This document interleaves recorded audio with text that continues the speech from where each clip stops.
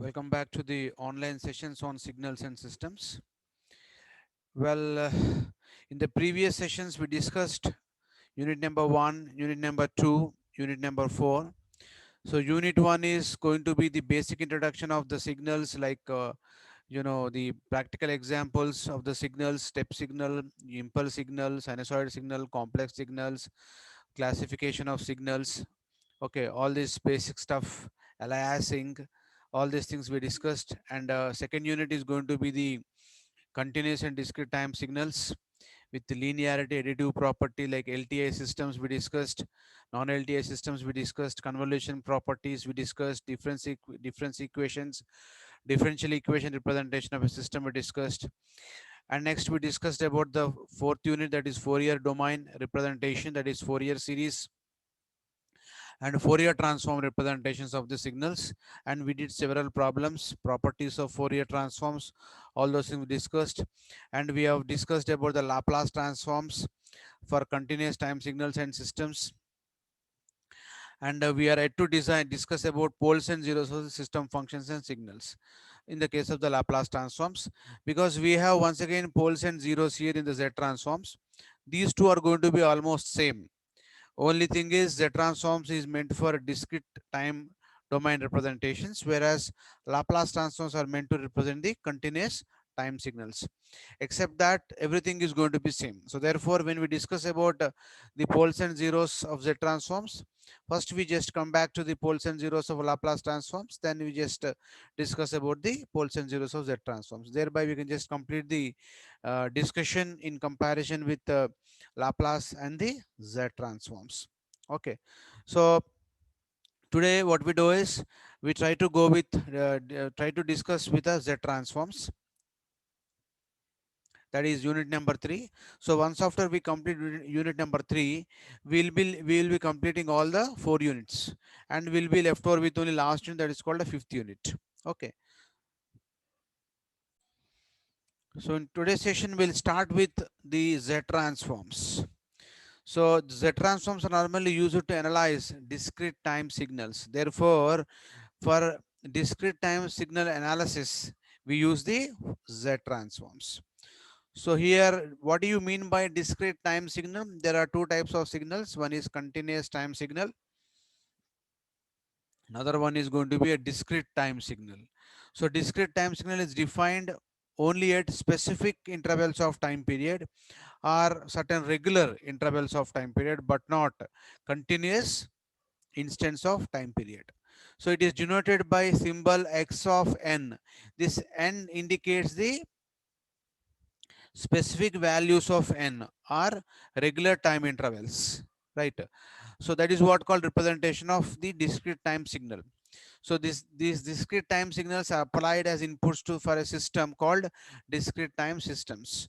So always digital systems are going to be known as discrete time systems.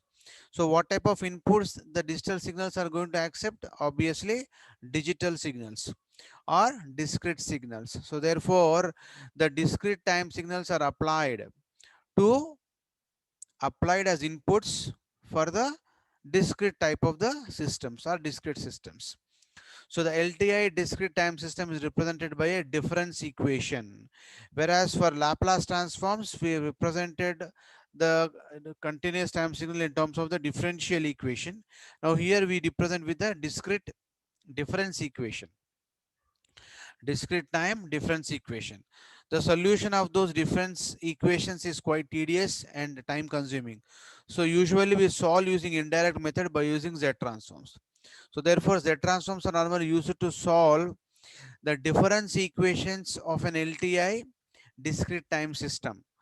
It is normally meant to solve the difference equation of a discrete time LTI systems. LTA stands for linear time invariant systems. Z transform is a discrete time counterpart of the Laplace transform.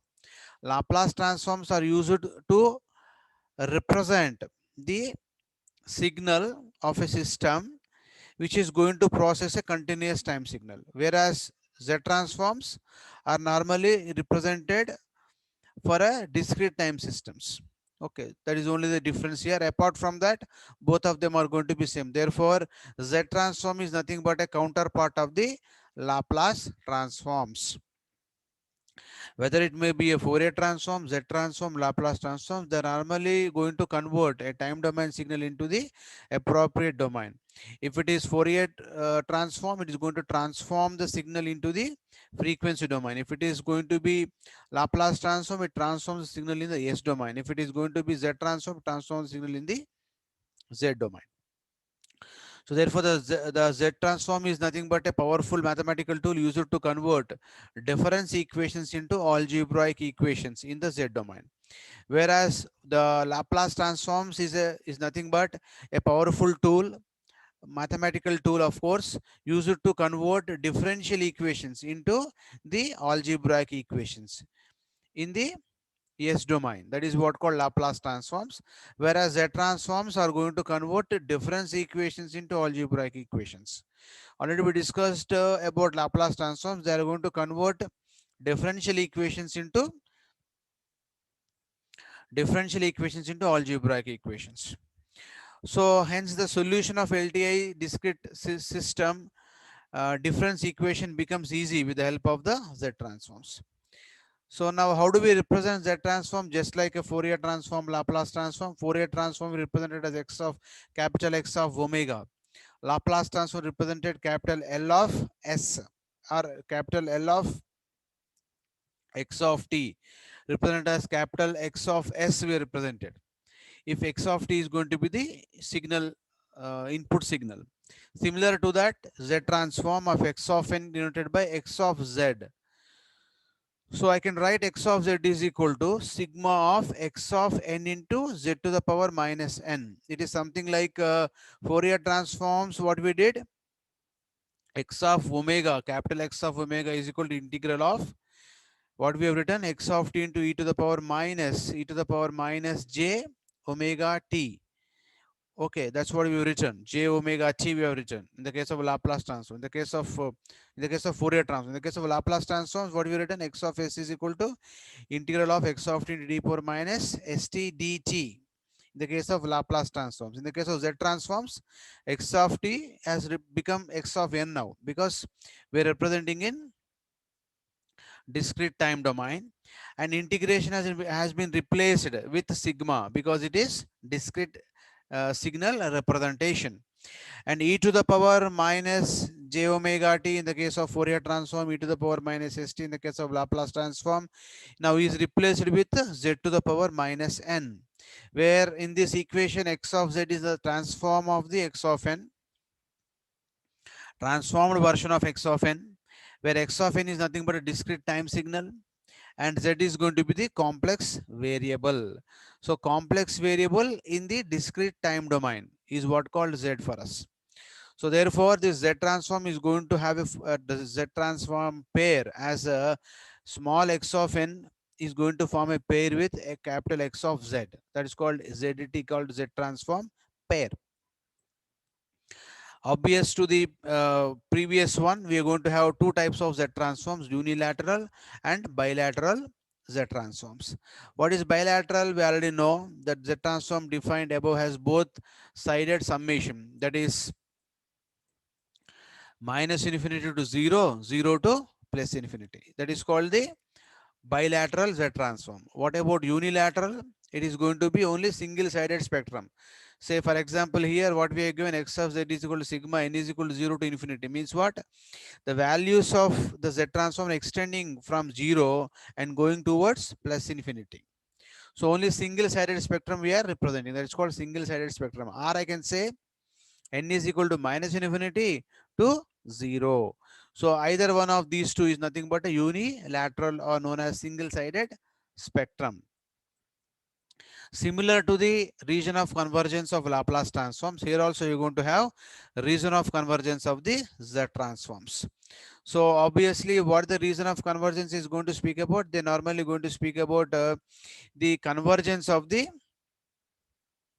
signal values. So if the signal is normally going to exist, that is going to get converged at a particular limits. That is what called convergence of the signal. So here the range of values of z for which x of z converges, called as region of convergence. Convergence of the x of z signal. So that is ROC gives an idea about the values of z for which z transform can be calculated or z transform exists. So that means if you say some region of convergence means what? The values of z will be coming in that particular range. That is what called region of convergence. If it is the region of convergence in Laplace transforms, the value of s is normally, or value of x of s is normally going to exist in the region of convergence. That is what called the basic region of convergence form we have. And obviously there will be some advantages of these z transforms, just like the advantages of Laplace transforms and Fourier transforms. So what are the advantages? Z transform converts difference equation of discrete time system into linear algebraic equations. Whereas we discussed in Laplace transform, Laplace transform is going to convert differential equation of continuous time system into the algebraic equations. Coming to Fourier transforms, it is simply going to transform the time domain signal into the frequency domain signal, and it is normally represented using magnitude spectrum as well as frequency spectrum. So similar to that, we're going to have the advantage of the Z transform. So using Z transform converts the difference equation of the discrete time system into the linear algebraic equation, so that analysis becomes simple and easy for us. So convolution in time domain, same as convolution property in frequency time domain in the case of continuous time signal. Here also we're going to have similar kind of a definition here for convolution. So convolution in time domain is converted into multiplication in the Z domain. Exactly same, no change in the definition, but only thing is there in the Laplace transform we used it multiplication in the S domain. In the case of Fourier transform, we used multiplication in the frequency domain. That's all, only the difference. Then next one is going to be Z transform exists for most of the signals for which discrete time Fourier transform does not exist. So continuous time Fourier transform is the Fourier transform we discussed just now, because continuous signal means what? Integration should come. Discrete means what? Summation should come. Okay. So if you apply Fourier transform to the discrete time signals, it is what called a discrete Fourier transform. If you apply Fourier transform to continuous time signal, it is called as a continuous time Fourier transform, which is what conventionally we say simply a Fourier transform. In case we want to say specifically for the Fourier transform of discrete time system, then we say that with a discrete Fourier transform. So that is what the basic conventional usages of the Fourier transform, discrete Fourier transforms. So a Laplace transform is what? An extension to the continuous time Fourier transform. Similar to that, Z transform is an extension to the discrete time Fourier transforms. Okay. So that means here same example exists here also. All the Fourier, if the Fourier transform is going to exist, Laplace transform is going to exist definitely. And reverse is not true. If the Laplace transform is going to exist, you cannot say that the Fourier transform is going to exist. Exactly similarly, same thing is true for the discrete Fourier transform with the Z transforms. So that means for the signals where the discrete Fourier transform cannot exist, for those signals the Z transform is normally going to exist, similar to the Laplace transform. For some signals where the Fourier transform does not exist, for such signals discrete Laplace transform can exist. Exactly this is going to be true for the discrete time signals also, or systems also. Let us take up one small example. Let us take two examples and think about representing the signal in terms of the Z transforms. So determine the Z transform of the following sequence. Now this 1, 2, 3, 4, 5, 0, 7 resembles the signal given in terms of the discrete values. Since it is given in terms of discrete values, this is the representation of a discrete time signal. So therefore the given signal is taken as some x1 of n is equal to, this is the equation we have. Now initial starting value is not given. That means the reference value is not given. Since reference is not given, it is up to us to consider. So whenever it is up to us to consider, we consider only the positive values. That means n is going to take 0 to maximum value under representation. So therefore n is equal to x1 of n. We have to represent. So sigma x1 of n, where sigma is going to vary between n is equal to 0 to 6 here in this particular form. So that means here already we discussed about represented this sigma of x of n, where n is going to start from 0 and going up to 6 here, because 6 number of discrete values have been given. When you count all this, you normally going to get 6. So therefore 6 or 7, 1 2 3 4 5 6 7, so 7 are given now. So as we are starting with 0, we go up to 6. If we start with 1, we go up to 7. So we are starting with 0. So x1 of 0 is the first one, x1 of 2 is nothing but 2, x1 of 2 is nothing but 3, so on up to x1 of 6 is nothing but equal to 7. So these are the various input signal values for a discrete time signal representation. Now by definition, the Z transform representation is equal to sigma of x of n z to the power minus n is the basic equation of the Z transform we have. You should remember this equation just like how we have remembered the Fourier transform equation, and also we have remembered the Laplace transform equation. Similar to that, you should remember the Z transform equation as well. Okay. So let us expand this. Now, what is the value of n? Starting value of n? 0. What is the final value of n? It is going to be 6. So n is equal to 0 to 6. We'll write here for sigma limits and we expand. Let us substitute n is equal to 0 and expand this. Then x1 of 0 into z to the power of minus 0, x1 of 1, z to the power minus 1, and so on. I can write like this. So what is x1 of 0? It is 1. Sorry, x1 of 0 it is 1, x1 of 1 it is 2, x1 of 2 it is going to be 3. Accordingly, I simply going to substitute. Now z to the power minus 0 is 1, z to the power minus 1 is nothing but equal to 1 by z. Z to the power minus 2 is nothing but is equal to 1 by z square. Z to the power minus 3 is equal to 1 by z cube. Like that, we can extend this for all the various constants. Now what about this one? 0. 0 by z to the power minus 5. The fifth element from 0 is or else the sixth element from the starting point is 0. Therefore 0 by something is obviously 0. We simply neglect it. So this is what the Z transform representation of the given sequence. Now x1 of z is equal to 0 for all z is equal to 0.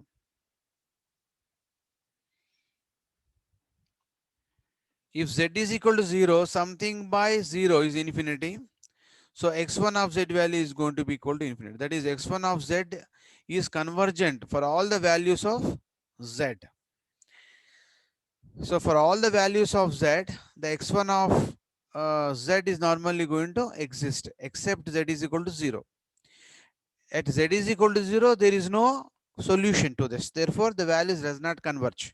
But for all values of z other than 0, this particular function is going to exist. X1 of z is going to exist. That means the z transform is going to exist for all the values of z except z is equal to 0. Now, what is ROC here? ROC is nothing but entire z plane except z is equal to 0. So, except z is equal to 0, entire z plane is normally going to have the convergence or ROC. Take another problem now. In this problem now, an arrow mark has been given. See this, arrow mark is given at 4. Some sequence is given x2 of an arrow mark is given. What is the meaning of arrow? That is the starting point, reference point, n is equal to 0 point. So therefore, I can just simply substitute as something like n is equal to 0, x2 of 0 is nothing but 4, x2 of 1 is 5, x2 of 2 is 0, x2 of 3 is 7. Now here it is going to be n is equal to -1 here, x is equal to -2 location, x is equal to -3 location. So x2 of -1 is 3, x2 of -2 is 2, x2 of -3 is 1 here. So simply we expand this form from n is equal to -infinity plus infinity. So what is minus infinity I have? It is -3 to 0, and from 0 to infinity. What is infinity I have here? It's going to be up to 3. So we simply expand this in this particular form, where I can write this as, now what I can have this, let us see. x2 of -3 into z to the power 3. Now what is the expansion? Is z to the power 3. Why 3? This n is nothing but is equal to -3. Minus into minus plus. So z to the power 3 I can write. x2 of -2, z to the power 2. x2 of -1. Whatever is given now, simply you write according to that. z2 of -1. z2 of -1 into x2 of -1 into uh, z to the power 1. Z to the power 1. Then next one is x2 of 0 into z to the power 0 plus x2 of 1, n is equal to 1 here, into z to the power -1. Then x2 of 2 into z to the power -2 into x2 of 3 z to the power -3. Like this we can expand the summation. After we expand the summation, let us substitute the values for x2 of -3, x2 of -2, x2 of -1, x2 of -2, x2 of -1 is 3, x2 of -2 is 2, x2 of -3 is 1. So substitute all these values accordingly and just simply expand. Well, I can write this as z to the power 3 plus 2z square plus 3z plus 4 plus 5 by z plus, z, but this is 0 into something is 0. So z to the power -2 is made equal to 0, and next one is going to be 7 by z cube, I can write. Now, what about the region of convergence? For that, I have to simply substitute the limits. For z is equal to 0, if I substitute z is equal to 0, anyway, this is 0 whole square, 0, all this, something by 0, 0 by something by 0 is infinity. So, x2 of z is equal to 0 for z is equal to 0. If z is equal to infinity, this is also going to be infinity. That means hence ROC is the entire z plane except z is equal to 0 and z is equal to infinity. So this is what the region of convergence that we can normally going to have. So thank you very much for today's session. We'll stop it here, and next class we'll start doing with some more problems with the useful sequences. Thank you very much for the today's session.